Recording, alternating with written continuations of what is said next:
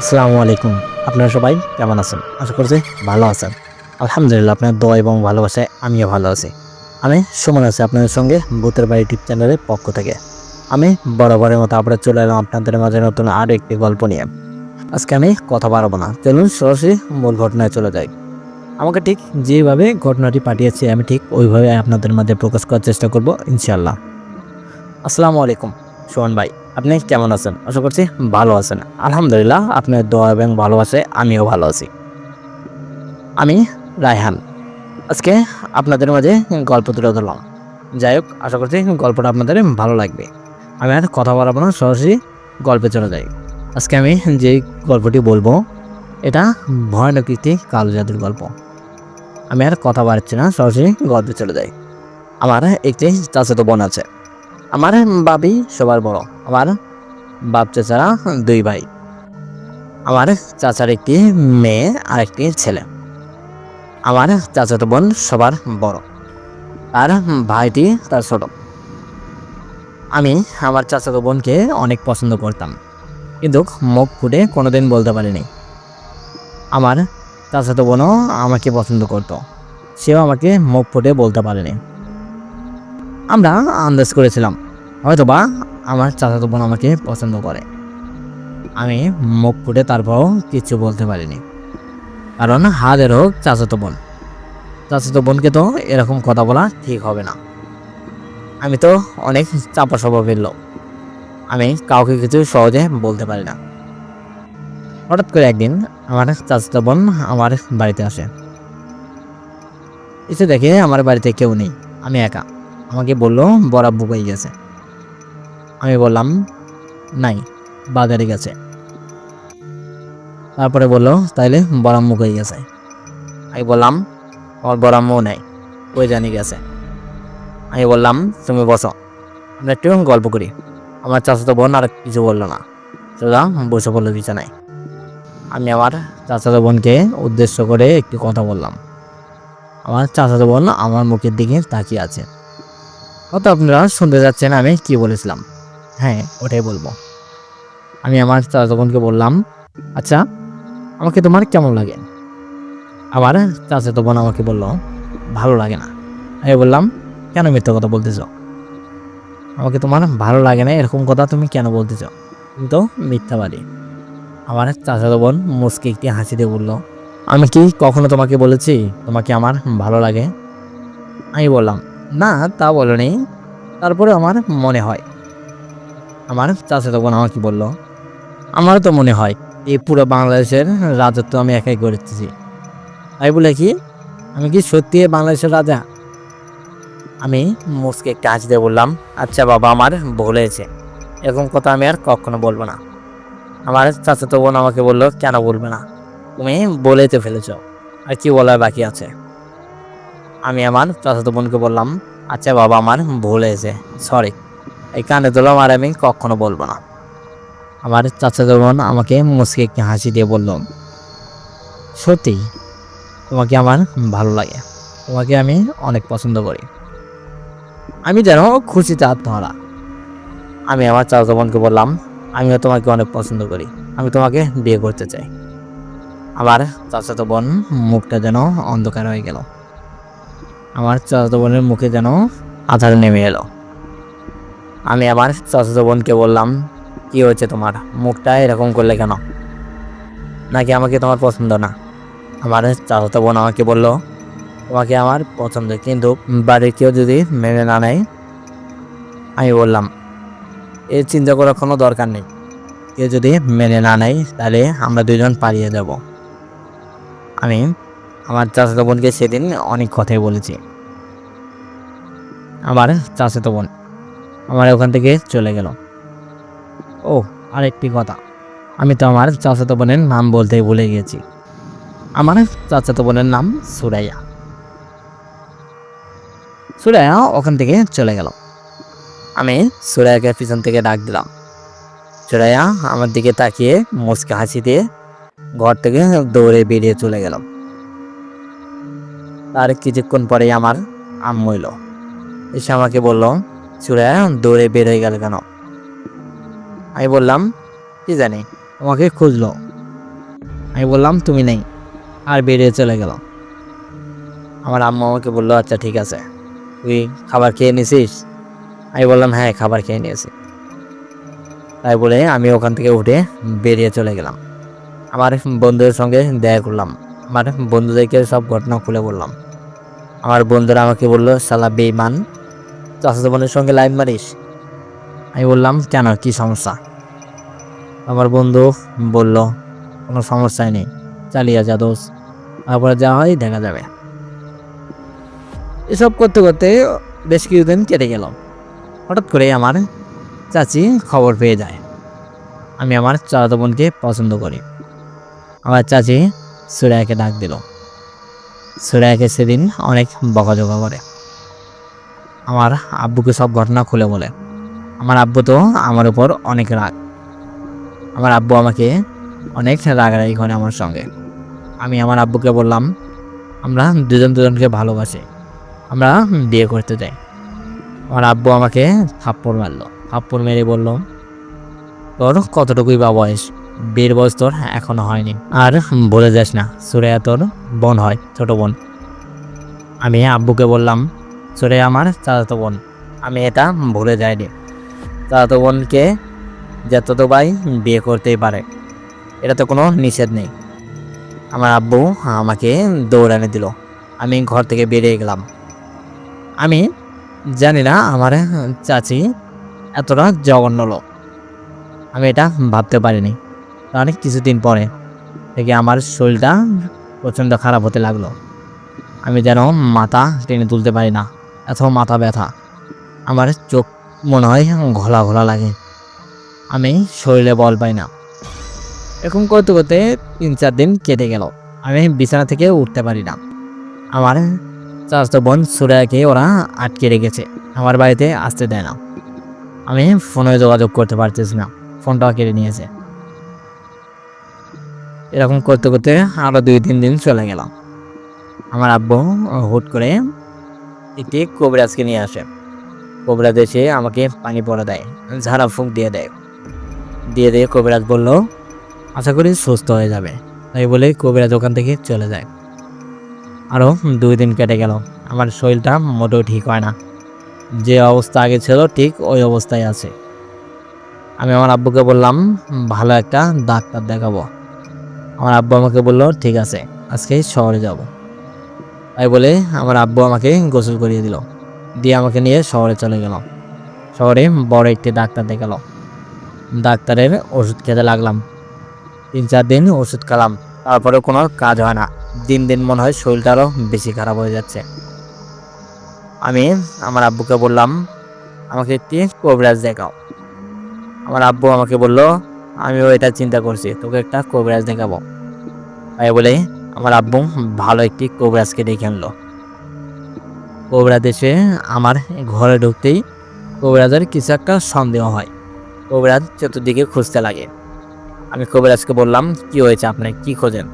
কবিরাজ আমাকে বলল তুমি চুপ থাকো, ওখানে শুয়ে আছো, শুয়ে থাকো, আমি দেখতেছি। তাই বলে কবিরাজ বেশ ভালোভাবে খুঁজতে লাগলো, কিছু খুঁজে পেল না। তারপরে কবিরাজ আমাকে বলল তুমি আজকে ঠিক সান্নাবাদের সময় আমার বাড়িতে চলে যাবে। আমার আব্বুকে বলল ঠিক সান্নাবাদের সময় ওকে নিয়ে যাবে। আমি চলে গেলাম, তাই বলে কবিরাজ চলে গেল। ঠিক সান্নাবাদের সময় আমি কবিরাজের ওখানে চলে গেলাম, আমার আব্বু আমার সঙ্গে গেল। আমার আব্বু কবিরাজকে ডাক দিতে কবিরাজ বেরিয়ে এলো। কবিরাজ আমাকে বলল তুমি ভেতরে এসো। আমার আব্বুকে বলল তুমি বাইরেই থাকো, আমি তোমাকে ডেকে নেব। আমি ভেতরে প্রবেশ করলাম, আমার আব্বু বাইরে দাঁড়িয়ে আছে। ভেতরে ঢুকতেই দেখলাম চতুর্দিকে অন্ধকার, একটি গোল চক্রের ভিতরে বেশ কিছু মোমবাতি রাখা, আর একটি মানুষের মাথার খুলি রাখা। আমাকে বসতে বলল, আমি বসে পড়লাম গোল চক্রের ভিতরে। আমার হাতের সামনে কবিরাজটি ওই মাথার খুলিটা রাখলো, আমাকে বলল তুমি মাথার খুলিটার উপরে হাত রাখো। আমি আর দেরি করলাম না, মাথার খুলিটার উপরে হাত রাখলাম। হাত রাখতেই আমার শরীরে একটি ঝটকা লাগলো, আমি হাতটা তুলে নিলাম মাথার খুলির উপর থেকে। কবিরাজ আমাকে বলল তুমি আবারও হাত রাখো। আমি আবারও হাত রাখলাম। এবার কবিরাজ কি জানি মন্ত্র বলল, করে আমার আব্বুকে ডাক দিল। আমার আব্বুকে বলল, তুমি এর আগে কি কোনো কবিরাজ দেখাইছিলে? আমার আব্বু বলল, হ্যাঁ, একটি কবিরাজ এসেছিল। আমার আব্বু বলল, কেন, কি সমস্যা, কি হয়েছে? কবিরাজ বলল, হয়তোবা সেই কবিরাজটি তোমার ছেলেকে বশীকরণ করেছে। আমি বললাম, বশীকরণ মানে কি? কবিরাজ আমাকে বলল, বশীকরণ মানে কালো জাদু। আমার তো কলিজাটা ঠান্ডা হয়ে গেল, আমার শরীরে রক্ত চলাচল যেন বন্ধ করে দিল। আমি কবিরাজকে জিজ্ঞেস করলাম, কে বা আমাকে কালো জাদু করতে পারে? কবিরাজ আমাকে বলল, সেটা এখনো বুঝতে পারতেছি না, তোমাদেরকে জানিয়ে দিব, তোমরা এখন যেতে পারো। আমি ওখান থেকে উঠে বেরিয়ে এলাম। কবিরাজ আবারও আমার আব্বুকে ডাক দিল। আমার আব্বুকে কী সব কথা বলল। আমি আমার আব্বুকে আবার ডাক দিলাম। আমার আব্বু ওখান থেকে চলে এলো, এসে আমাকে নিয়ে বাড়িতে রওনা দিল। আমি বাড়িতে চলে এলাম। বাড়িতে এসে সারা রাত যেন আমি আর ঘুমাতে পারি না, শরীরটা ছটফট করতে লাগলো। বারবার শুধু মনে হচ্ছে সেই কবিরাজের কথা, আর বারবার আমার মনে হচ্ছে কি আমাকে কালো জাদু করতে পারে। আমি তো চিন্তায় পড়ে গেলাম। আমার মাথার ভিতর সেই একই কথা ঘুরপাক খেতে লাগলো, আমাকে কে বা কালো জাদু করেছে, আর সঙ্গে আমার কী শত্রুতা। সেই সময়ে আমার ফোনে একটি কল এলো। আমি কলটা রিসিভ করলাম। রিসিভ করেই মোবাইলে ওই পাশ থেকে কান্নার আওয়াজ ভেসে এলো। আমি মোবাইলে বললাম, কে তুমি, কান্না করতেছো কেন? তখনই ফোনের ওই পাশ থেকে আবারও কান্নার আওয়াজ ভেসে এলো। আমি আবারও বললাম, কে তুমি, বারবার কান্না করতেছো কেন, তোমার পরিচয়টা দাও। তখনই ফোনের ওই পাশ থেকে বলে উঠল, আমি সুরাইয়া, আমি সুরাইয়া। সুরাইয়া নামটি শোনার সঙ্গে সঙ্গে আমার কলিজাটা যেন ঝাঁত করে উঠল। আমি লাফিয়ে উঠলাম, উঠে বললাম, সুরাইয়া, তুমি কেমন আছো? তোমাকে আমি কতদিন যাবৎ দেখি না, বাড়ির সঙ্গে বাড়ি, তারপরেও তোমাকে দেখতে পারতেছি না। এর থেকে দুর্ভাগ্য আর কোনো কিছুই নেই। আমি সুরাইয়াকে বললাম, তুমি আমার সঙ্গে দেখা করো। সুরাইয়া বলল, এখন দেখা করা সম্ভব না, সবাই ঘুমিয়ে পড়েছে, এই কারণে আমি ফোনটা নিয়েছি, আর ঘরের বাইরে তালা দিয়ে আমার আব্বু বাইরে শুয়ে আছে। আমি সুরাইয়াকে বললাম, তাহলে কি তোমার সঙ্গে আর আমার দেখা হবে না? সুরাইয়া আমাকে বলল, আমি শুনলাম তোমার শরীরটা নাকি খারাপ। আমি বললাম, হ্যাঁ, কে বা কারা আমাকে কালো জাদু করেছে। সুরাইয়া আবারও কান্না করতে লাগলো। কান্না করতে করতে ফোনটা কেটে গেল। তারপরে আমি অনেকবার ফোন দেওয়ার চেষ্টা করেছি ওই মোবাইলে, কিন্তু ফোন ঢোকে না, শুধু বিজি দেখায়। হয়তো বা আমার চাচি বা চাচা টের পেয়ে গেছে, তার কারণে ফোনটা কেড়ে নিয়ে আমার নাম্বারটা ব্ল্যাক লিস্টে ফেলে রেখেছে। আমি আর ফোন দিলাম না। পরের দিন সকালবেলা আমি আমার আব্বুকে বললাম, কবিরাজ ফোন দিয়েছিল। আমার আব্বু আমাকে বলল না। আমি হুট করে আমার ঘরের ভিতর থেকে কারো কান্নার আওয়াজ শুনলাম। আমি ঘরের ভিতরে ঢুকে বললাম, কান্নার আওয়াজটা শুধু আমি একাই শুনতেছি, আর কেউ শুনতে পারে না। আমি ঘরের ভিতরে দিয়ে খুঁজতে লাগলাম, কিন্তু কাউরে আমার চোখে পড়ে না। কান্নার আওয়াজ তো ঘরের ভিতর থেকে আসতেছে, কিন্তু কে কান্না করতেছে? আমি জিজ্ঞেস করলাম, কে তুমি, কান্না করতেছে কেন? আমার কথা শুনে আমার আব্বু দৌড়ে এলো, এসে আমাকে বলল, কি হয়েছে? আমি বললাম, দেখো না আব্বু, কে একজন কান্না করতেছে। আমার আব্বু বলল, কে কান্না করতেছে? কেউ তো কান্না করতেছে না। আমি বললাম, ভালো করে দেখো, কেউ একজন কান্না করতেছে। এরকমভাবে বেশ কিছুক্ষণ খুঁজতে লাগলাম। আমার আব্বু আমাকে বলতেছে, এটা হয়তোবা সেই বশীকরণ করার কারণে এরকম হচ্ছে। আমার আব্বু কবিরাজকে ফোন দিল। কবিরাজ আর দেরি করলো না, দৌড়ি আমার বাড়িতে চলে এলো। বাড়িতে এসে দেখে আমি অস্থির হয়ে গিয়েছি। আমি তো আর দাঁড়িয়ে থাকতে পারতেছি না, আমি কান দুটো ঝাপটে ধরে আছি। কে কান্না করতেছে? আমি চিৎকার করতেছি আর বলতেছি, কে তুমি, কান্না করতেছ কেন? তুমি কথা বলো। কেউ আর কথা বলে না। কবিরাজ আমাকে বলল, এটা তোমার মনের ভুল। আমি বললাম, আপনি কবিরাজের এই কোথায় কেমনে বলতে পারতেছেন? এটা কোনো মনের ভুল না। আমি তো বুঝতে পেরেছি কবিরাজ আমাকে সান্ত্বনা দিচ্ছে, কিন্তু সেই কান্নাটা তো আমার কানে এসে পড়তেছে।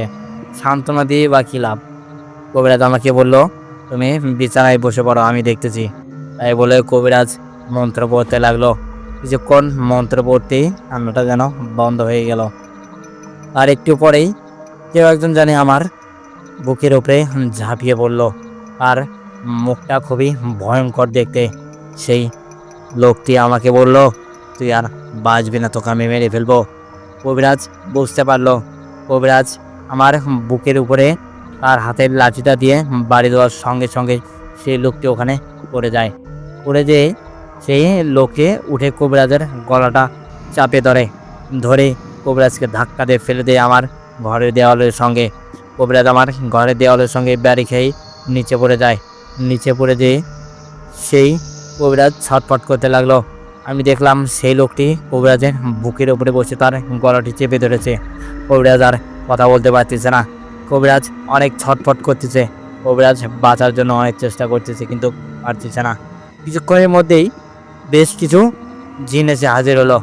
জিন আসার সঙ্গে সঙ্গে সেই লোকটি কবিরাজের বুক থেকে উঠে আমার ঘরের জানালা দিয়ে পালিয়ে যায়। আমি সব কিছু নিজের চোখে দেখলাম। আমি যেন নিজের চোখকে বিশ্বাস করতে পারতেছি না। আমার শরীরের রক্ত চলাচল যেন বন্ধ করে দিয়েছে। আমার বুকের হৃৎপিণ্ডটা যেন থেমে গিয়েছে। আমি কি করব বুঝতে পারি না। আমি বিছানায় বসে পড়লাম। আমার মাথাটা চক্কর দিতে লাগলো। আমার আব্বু এসে আমাকে ধরলো।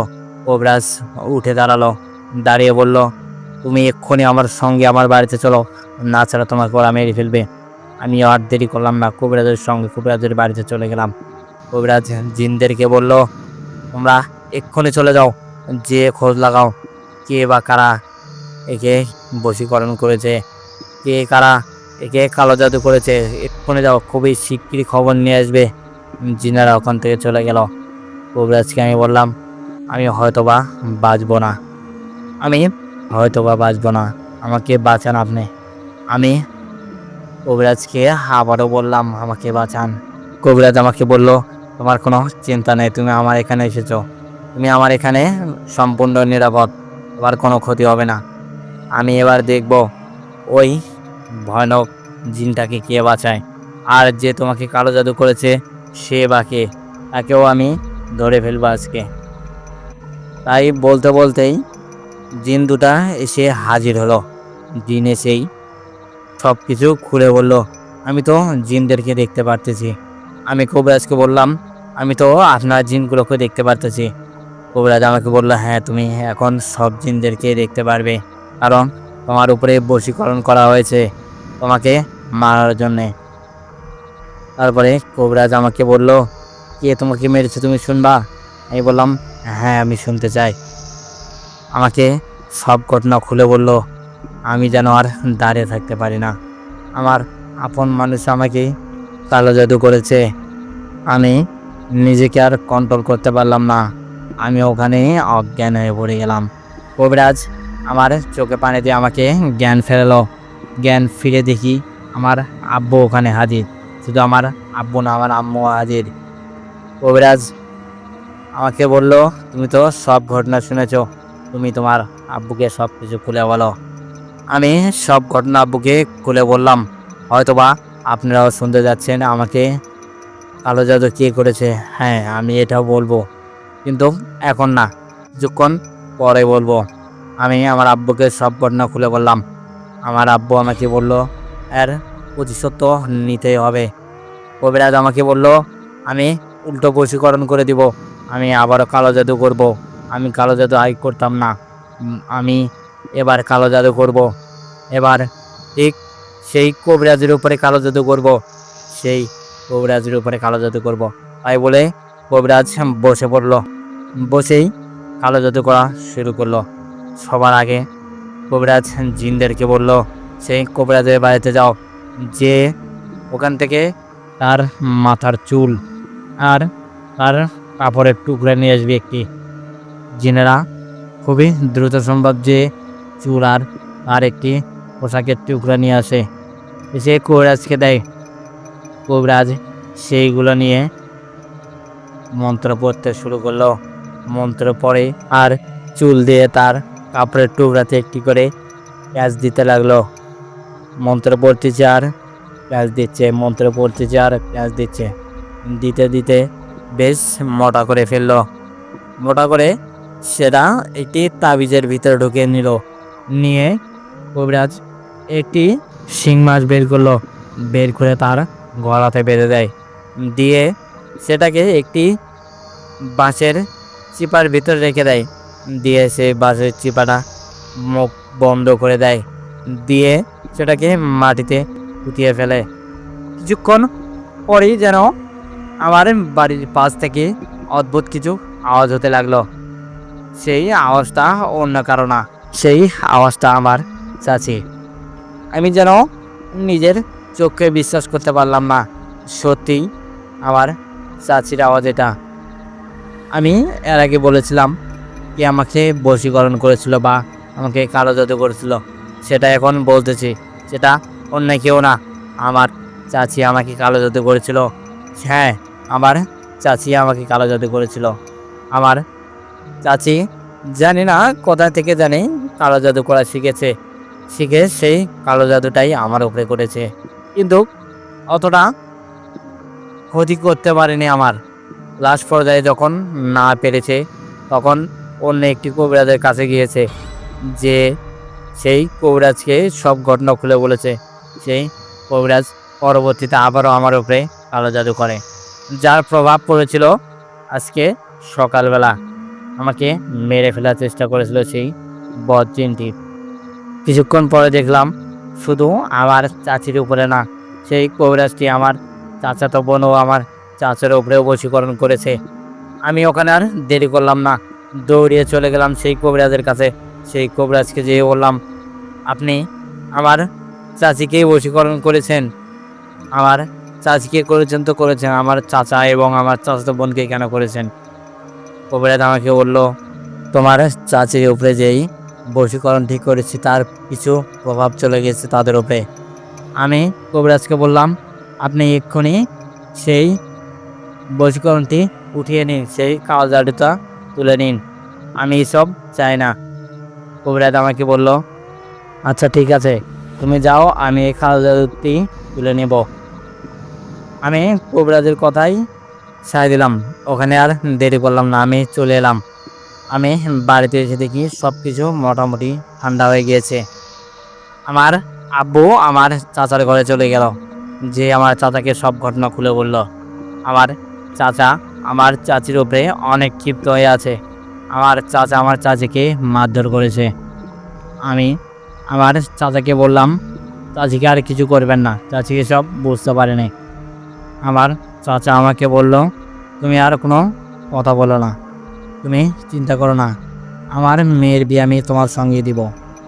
তারপরে আমার বিয়ে দিয়ে দেয়। আমার চাচু রাজি ছিল সেই মুহূর্তে, কিন্তু আমার চাচি হয়তোবা মন থেকে মেনে নিতে পারেনি আমাকে, তাই আমার সঙ্গে অতটা কথা বলে না। আমাদের বিয়ে হয়ে যায়, বিয়ে করলাম আমি। বিয়ে করার পর থেকে এখন পর্যন্ত প্রায় 3 বছর কেটে গেল, আমাদের এখন পর্যন্ত কোনো সন্তানাদি হয়নি। যাই হোক, আমি গল্পটি আর বড় করতে চাই না। গল্পটি যদি ভালো লাগে তাহলে সোহন ভাই অবশ্যই সবার মাঝে ছড়িয়ে দিবেন। আমি আর কথা বাড়াবো না, আপনারা সবাই ভালো থাকুন, সুস্থ থাকুন, আল্লাহ হাফেজ। রায়হান ভাইয়ের গল্পটি তো আমার অসম্ভব ভালো লেগেছে, আপনাদের কেমন লাগলো অবশ্যই কমেন্টে জানাবেন। আর এরকম গল্প যদি আপনাদের কাছে থেকে থাকেন আপনারা আমাদেরকে পাঠিয়ে দিতে পারেন, আমাদেরকে ইমেল বা হোয়াটসঅ্যাপে পাঠিয়ে দিতে পারেন। আমাদের ইমেল অ্যাড্রেস bhuterbaড়ি@gmail.com, হোয়াটসঅ্যাপ নাম্বার 01962135608। আমাদের ইমেল বা হোয়াটসঅ্যাপ নাম্বারে আপনার সঙ্গে ঘটে যাওয়া ঘটনাটি পাঠিয়ে দিতে পারেন। আমি আর গল্পটি বড় করব না, আবারও সামনে দেখা হবে নতুন অন্য কোনো গল্প নিয়ে। আমি আর কথা বাড়াচ্ছি না, বরাবরের মতো একটি কথাই বলতে চাই, আপনারা সবাই ভালো থাকুন, সুস্থ থাকুন, আল্লাহ হাফেজ। কি তুমি চিনতে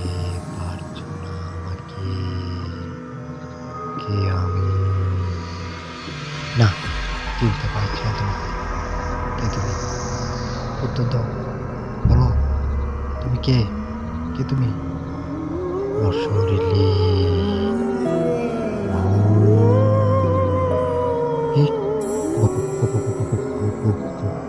ভূত, তুমি ভূত?